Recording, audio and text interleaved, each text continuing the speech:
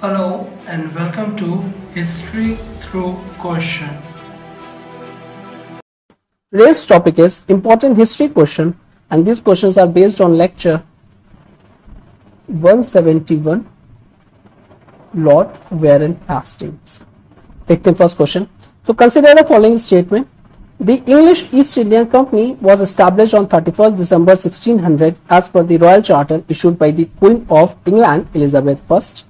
The company had sent Captain Hawkins to the court of Mughal Emperor Jahangir in 1608 to secure permission to establish factory storehouses goods at Surat. Okay, so ये factual information है and both the statements are correct because the origin है company का. Okay, ठीक है, दोनों ही statement correct है. Next, consider the following statement. In 1613, Jahangir issued the फरमान जिसने permit किया था ईस्ट इंडिया कंपनी को वो फर्स्ट स्टैब्लिश करे अपनी ट्रेडिंग पोस्ट सूरत पे. ओके, नाउ सर थॉमस रे obtained more trading rights and privileges from East India Company at Agra, Ahmedabad and बरोच. तो यहाँ पे with the passage of time जब उनको एक कंसेशन मिल गया तो वो आगे के लिए सोच रहे थे और उनको सर थॉमस रे ने काफी इंपॉर्टेंट रोल प्ले किया. ओके, तो यहाँ के भी third answer is the correct. Both A and B answer is correct. Next question. Next third question. Consider the following statement.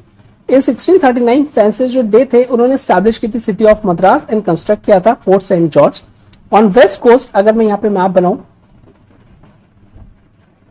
तो ये हमारा वेस्ट कोस्ट हो जाएगा और यहाँ पे ये ईस्ट कोस्ट हो जाएगा. तो हम यहाँ की बात कर रहे हैं.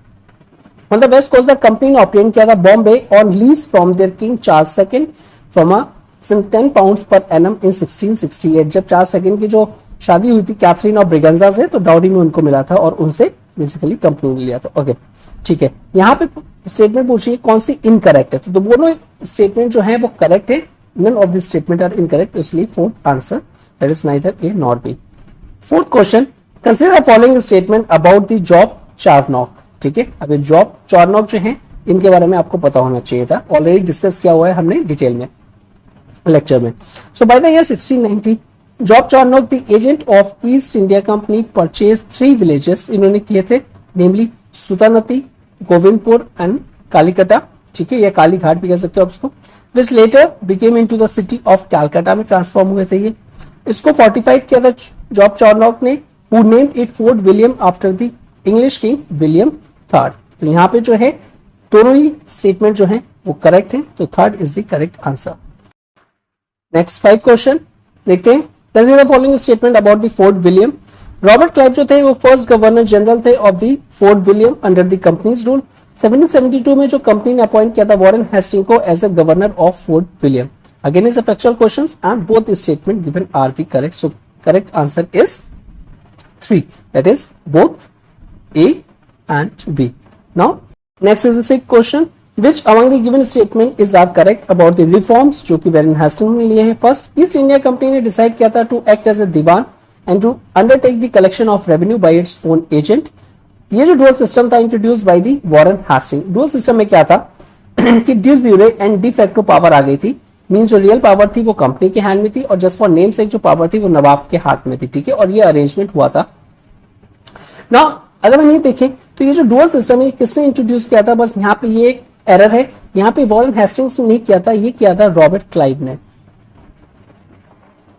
और हमने डिटेल में देखा है what exactly is a dual system और उसके क्या ड्रॉबैक्स है, क्या पॉजिटिव है. ठीक है, हर चीज को डिटेल में डिस्कस किया है.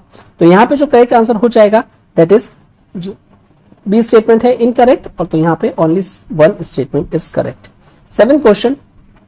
Consider the following statement. As a measure to improve the finances of company Warren Hasting ने रिड्यूस कर दिया था नवाब का allowances 32 lakh of rupees, half कर दिया था. और वॉरेन हेस्टिंग ने स्टॉप कर दी थी इवन एनुअल पेमेंट जो कि मुगल एम्परर को दिया जा रहा था. तो ये दोनों के दोनों स्टेटमेंट ही करेक्ट है. Again it's a factual question. 8th question.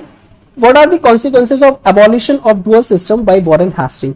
So after the abolition of dual system जो रिस्पॉन्सिबिलिटी थी collecting the revenue fell on the shoulders of the company. ठीक है. Second, a board of revenue established हुआ था at Calcutta में to supervise the collection of revenue. हाँ, अब ये जो एबॉलिशन था डुअल सिस्टम का ये काफी इंपॉर्टेंट रोल प्ले करता है और सिंपली अगर हम वॉरेन हेस्टिंग के टाइम पे ये हुआ था बिकॉज काफी ज्यादा प्रॉब्लम्स आ रही थी इस डुअल सिस्टम के अरेंजमेंट में. ओके, तो ऑलरेडी डिस्कस कर चुके हैं लेक्चर में डिटेल में, तो आपको पता होना चाहिए. तो यहाँ पे अगर देखें सिंपली तो आंसर हो जाएगा that is the 3, both A and B. 9th, which factor is are responsible for the reorganization of judicial system by Warren Hasting. यहाँ पे जो जुडिशियल सिस्टम था, इनसे अर्लियर जो गवर्नर्स थे वो भी रिफॉर्म्स ले चुके थे जुडिशियल में, इन्होंने रीऑर्गेनाइज किया कि कैसे उसको इफेक्टिव और इफिशिएंट बनाया जाए। तो फर्स्ट कह रहे हैं the judicial system at the time of Warren Hasting ascendancy was a store house of abuses. Means उस टाइम पे जिसके हाथ में जुडिशरी थी वो अपने हिसाब से जुडिशरी को चलाता था और अपने हिसाब से उसको बेनिफिट हुए, तो इसलिए वो काफी ज्यादा अब्यूज भी करता था जुडिशरी का। सेकंड कह रहे थे Nawab who was hitherto the chief administrator of justice misuse his powers. तो it was correct and both statements are correct, इसीलिए काफी मिसयूज हो रहा था और फिर रिफॉर्म्स वो लेके आए। Next 10th question, which among the given are the judicial development witnessed during the Warren Hastings? So a digest of Hindu laws was prepared in Sanskrit by the learned Pandits and it was translated into Persian. And English translations of Code of Hindu laws was prepared by the Hallett. अब क्या हो रहा था उस time पे जो judicial था, अब जो अलग अलग सब्जेक्ट मैटर्स है सच एज जो हिंदू थे उनके लिए हिंदूज लॉ और जो मुस्लिम थे उनके लिए इस्लामिक लॉ। अब इसको इंटरप्रेट करने में काफी ज्यादा प्रॉब्लम्स होती थी और यहाँ पे हिंदूज में वेरियस लर्न पंडित्स की मदद लेनी पड़ती थी और यहाँ बाई काजी। अब ये लोग इंटरप्रेट करते थे जब इनका सब्जेक्ट मैटर आता था। अब ये काफी ज्यादा प्रॉब्लम था बिकॉज इसमें डिले हो जाती थी जुडिशरी में, और साथ ही साथ दूसरी चीज ये भी देखी गई थी जो यूरोपियन जजेस होते थे उनको काफी समझ नहीं आता था ये हिंदूज एंड मुस्लिम लॉ। तो इस तरीके से एक डाइजेस्ट बनाया गया हिंदू लॉज को जिसको प्रिपेयर किया गया संस्कृत में बाय लर्न पंडित्स और फिर ट्रांसलेट किया गया इनटू पर्शियन में, और साथ ही साथ English translation of it code of Hindu laws को भी प्रिपेयर किया था जो किया था उन्होंने हेलहेड में। तो यहाँ पे भी देखेंगे अगर हम तो both the given statement is correct, तो 3 is the correct answer. Okay.